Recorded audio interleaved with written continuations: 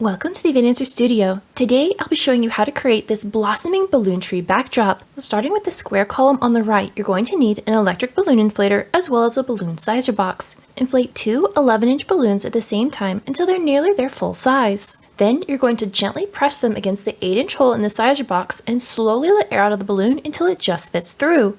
Once both balloons are sized to 8 inches in diameter, join them into a pair by wrapping the nozzles around twice and tying them in a knot. The entire backdrop is made of pairs, quads, and clusters, so just know this technique will be used multiple times, even though this is the only time I'm going to show you on screen. Now to make a quad, you're going to take two of those pairs and overlap them so that the nozzles touch, and then twist one balloon from each pair around each other, locking it into a quad. In between each of the 8-inch quads are these small 3.5-inch quads. I'm going to use a hand pump to inflate a 5-inch balloon with 2 pumps of air. Then I'll tuck the nozzle of that balloon under one of my fingers holding the hand pump, inflate a second balloon to the exact same size, and tie them into a pair. Instead of tying all of my 3.5-inch balloons into quads right now, I'll join them on this stand, which I'll explain in just a moment. I'm using a backdrop stand that's set to 6 feet wide by 6 feet tall, but know you can adjust this design to fit any backdrop size you'd like. Take the first 8-inch quad and slip it around the base of your backdrop stand on the right-hand side.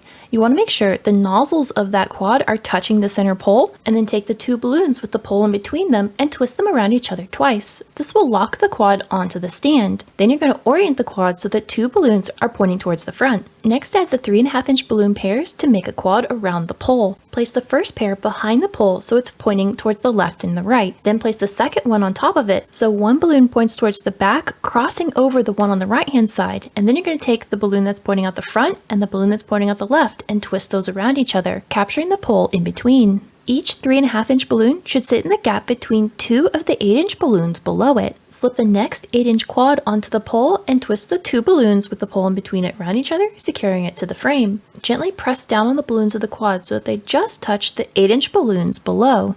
Continue adding quads alternating back and forth between the 3.5-inch and 8-inch quads, making sure that two 8-inch balloons always point out the front so we get a nice square column. Your backdrop stand can be set to any height you like, but it's important that the last quad that sits underneath the horizontal bar is a 3.5-inch quad. That way, the final 8-inch quad can sit on top of the bar, giving the right-hand side a little bit more height. Because there's no pole for that last 8-inch quad to wrap around, we're going to take the nozzles from the 3.5-inch balloon quad and tie it to one of the nozzles from that 8-inch quad. This will be more than enough to hold the balloons in place and give us the illusion of a bit more height. The blue column on the right-hand side balances out the organic nature of the tree on the left-hand side. So I'm going to take this 10-inch balloon quad made from 17-inch balloons and wrap it around the left-hand side of the stand.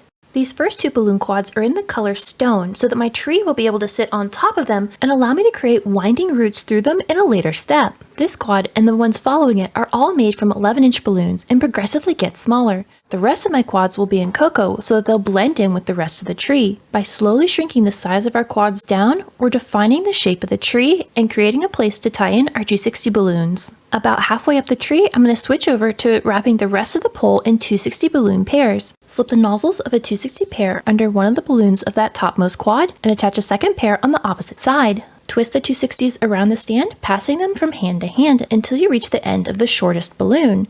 You're going to take the longest balloon, twist it at the same height as the shortest, cut the end off so it lets all the air out, and then wrap that longest balloon around the rest of them, pinching and holding them in place. Twist off the next longest balloon, release the air from it, and tie it to the tail end of the first balloon that we clipped. Tie off the other two tails so this top is nice and secure. To give the bark of the tree a beautiful look, I'm going to wrap several 260 balloons around the base of the tree, following the same path before I change directions. Starting at the back of the tree, attach a 260 pair by slipping it under one of the 260s that's already attached or around the nozzles of one of the round balloons. The nozzles of the 260 pair should be hidden from sight, and then we're going to gently wrap the 260 around the base in a slow spiral.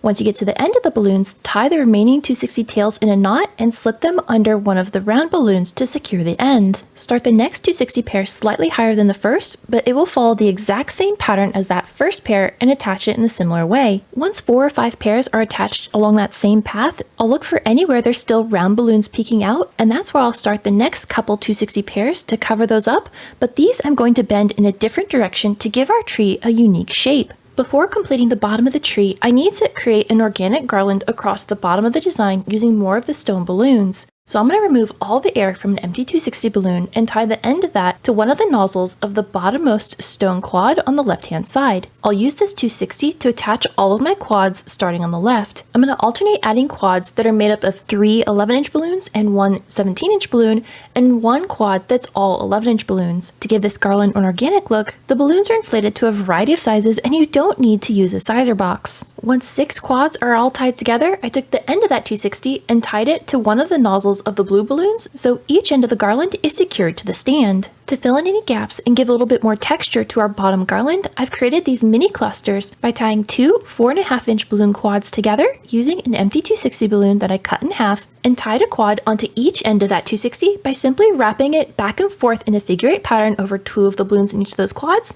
and that'll secure it together. Stretch the 260 balloon between the quads around a balloon in the garland, making sure that 260 sits against the nozzle of the balloon in the garland so it's hidden from sight. Then you can play around with the placement of each of those little quads until they fill in any gaps and give you the texture that you're looking for. To create the roots of the tree, I'm going to slip a 260 pair around one of the balloons in the garland and weave the 260 around some of those stones and up into the tree so that the ends are hidden from sight. I made multiple roots in this same way, making sure all of my cocoa round balloons end up being covered by 260s. This allows the base of our tree to beautifully taper out into the stone balloons instead of just ending in a large poof against the floor.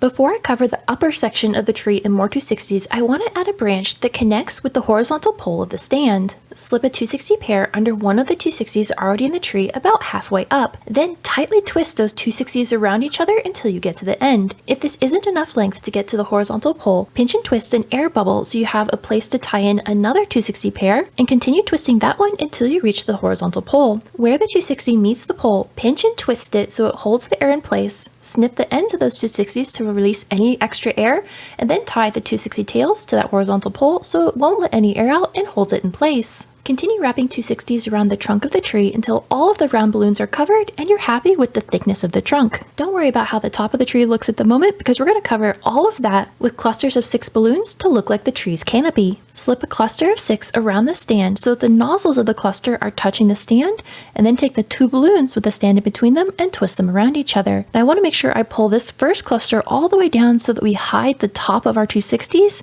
and then I'm going to work my way across the pole, alternating between clusters that are made up of all 11-inch balloons and some that have 17-inch balloons in them. By having an assortment of clusters, we'll be able to define the shape of the canopy. Large clusters will give our tree a bubbly look, and small clusters will allow us to taper out at the edges of the tree, as well as fill in any gaps where we might need a little extra volume. For the same purpose, I also created some mini balloon clusters in my 2 pink colors. This is a great way to add texture and help me define the edges of my tree canopy. To make our tree look like it's blooming, I'm going to add these 6-petaled flowers I made using Tuftex's new 260 balloon line. Tuftex kindly provided all the balloons for today's project. Using a hand pump, put 3 pumps of air into the 260 balloon so it's a little less than halfway inflated. Then tie the end in a knot and squeeze the length of the balloon, softening up the latex and evening out the air inside the balloon. Take the nozzle end of the balloon and bend it back over onto itself to create the first petal.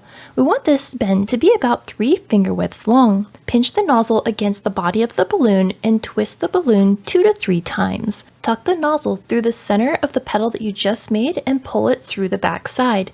This will keep the petal from unwinding. Gently squeeze the next section of the balloon so the latex isn't too tight as we fold the balloon over to create the next petal the same size as the first. Pinch the balloon against the twist between the 2 petals and twist the new petal around twice. The balloon will now look like a T. Every time we make a new petal, we're always going to bend the balloon back over the center of the flower and pinch the balloon against that central twist before twisting the newest petal. After the 3rd petal, sometimes the balloon will end up behind the flower, so bring the balloon up a little bit so it's in line with the rest of the petals before you start twisting the newest petal. As you make the 5th and 6th petals, you want to make sure there's enough air still remaining in the balloon to complete them. There may be slight differences in your petal sizes depending on your finger size, so there may be the exact amount of air you need to make all 6 petals, or you might have a little bit extra, creating a bubble left over after the last petal is twisted. The final step is the same, no matter if there's air left over or not. Wrap the remaining 260 tail between the petals so it sits in the center on the opposite side of the flower. Then nip the very end to release any excess air. Pull the 260 tight and wrap it back and forth between a couple of the petals to secure everything in place. Then adjust the petals so that they all sit side by side for a beautiful flower. I'm going to leave the remaining 260 tail long, as I can easily stretch the tail tight and wrap it in a figure eight around 1 or 2 balloons in my tree to secure the flower in place. Selectively place the 260 flowers across the canopy of the tree. You don't have to cover every square inch in flowers. By just placing a few in key areas, we can imply that the tree is blooming without having to create dozens of extra flowers. If you enjoyed this blossoming tree backdrop, you should check out this video. And until the next time, remember, stay creative, everybody!